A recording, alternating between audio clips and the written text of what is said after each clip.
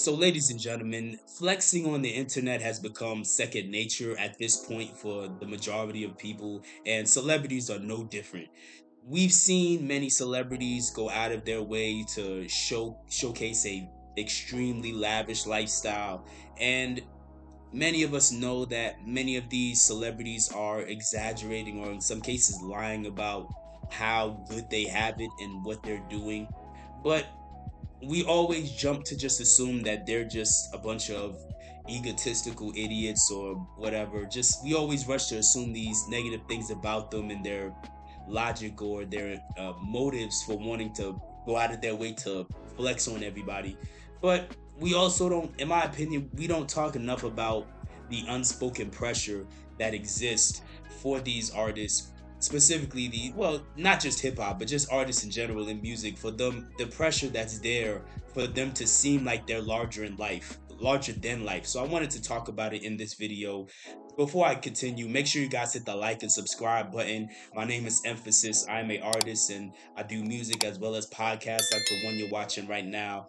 But most of the time when we see these artists showcase these crazy lifestyles like MTV Cribs, for anybody who remembers that show from back in the 2000s, we typically, at one point, many people believed it and was so in awe of the lavish lifestyles that these people were living. But as time has gone on, we've come to learn that these many of these people don't actually own these items that they're showcasing, these houses and cars and all that. We typically just assume that they're full of themselves or they're insecure, they're whatever. But and then obviously they're faking it till they make it, right? But we don't talk about that unspoken pressure to seem larger than life, because so often, like for example, Bow Wow is one good example of somebody that got caught faking like a lavish lifestyle. In 2017, he posted a picture on Instagram of a private jet with some fancy cars around it, and the caption implies that he's about to board this jet and go on a trip to New York, right? Meant to sell a certain image, like he's a jet setter. He's like somebody who's balling, right? He got exposed immediately because somebody was on a regular flight with him on a regular plane. They took a picture of it, they posted it to, I think it was like Snapchat or whatever they posted it to, and it went viral. Bow Wow got made fun of. He got clowned, obviously. And everybody said, many people were saying, oh, he's such an idiot. Why is he flexing like this? Or why is he faking the funk like this?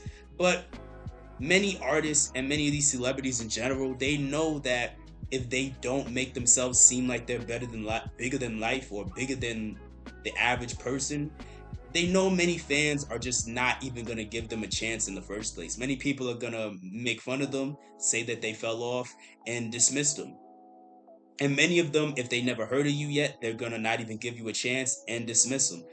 Like, you see examples of this all the time where artists or celebrities will do something that's considered relatively normal and they get completely destroyed by the general public. For example, Roscoe Dash, a few years ago in 2017, the same year that Bow Wow got exposed for faking like he was getting on a private jet, Roscoe Dash got exposed by some random person who was ordering a lift, like the cab service lift. He was ordering a lift.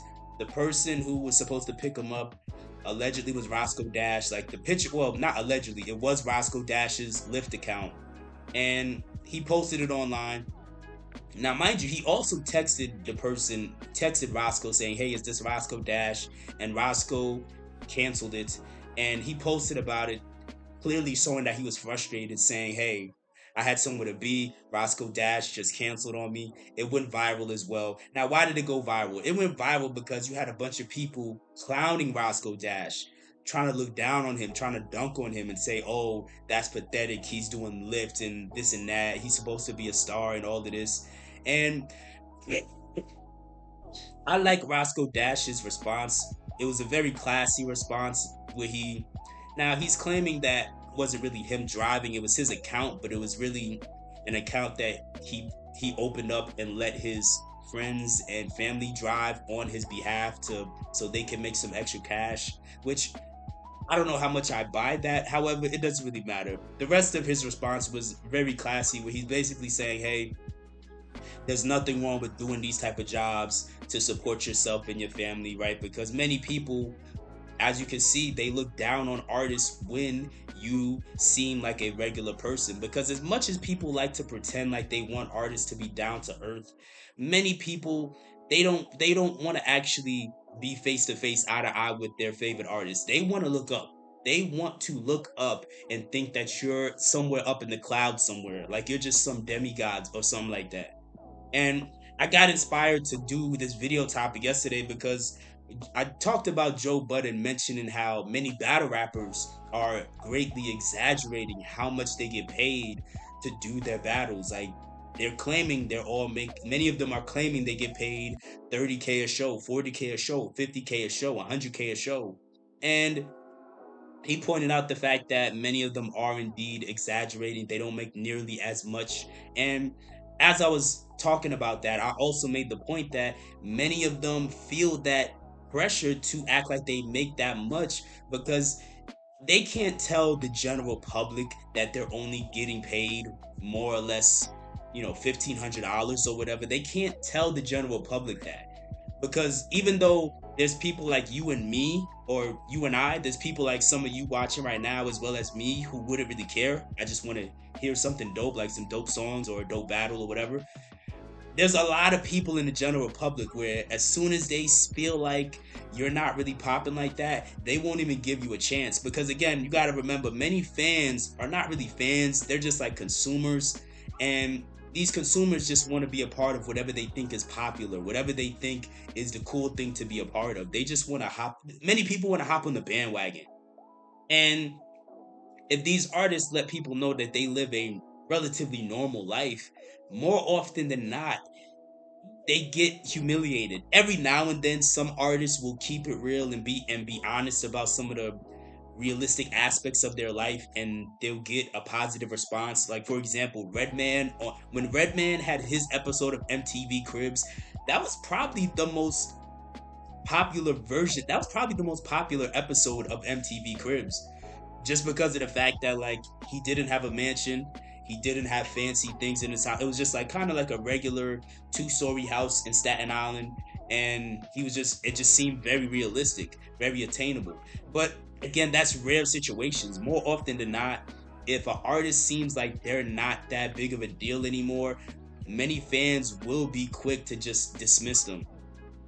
If you see an artist performing at a venue and it's, 20 people in the venue, even though the venue can fit a couple hundred, are you gonna just focus on if that artist is doing a good job performing? Or are you gonna make fun of that artist and say they fell off, they're not all that, they washed, or they whack, and just dismiss them? Some people who are just big music fans, they could care less about how many people show up. They're gonna check it out. They're gonna see like, hey, did you still perform? Did you do a good job? But most people, they're gonna focus on the perception of how small they think you are now, how much they think you've fallen from grace. And I think by default, like, I think it's a shame, because I think that causes a lot of artists to not be as transparent as they want to be, because they know that even though fans claim they want real artists, many fans, they want to be lied to, man. They want to be sold an image, and a very fancy dream that's wrapped up in a very fancy bow, just gift wrapped.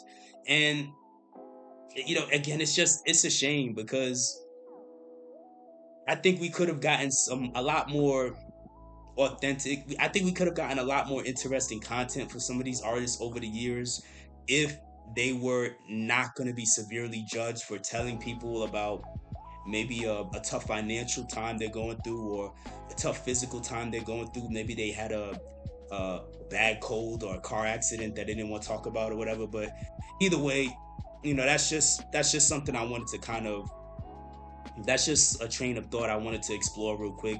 Let me know, do you think artists feel a need to flex on people in order to convince fans that they're already popping so they can keep those fans? Or create new fans? Or do you think that this isn't really the case and many of these artists are just wasting time trying to flex on people because they have big egos?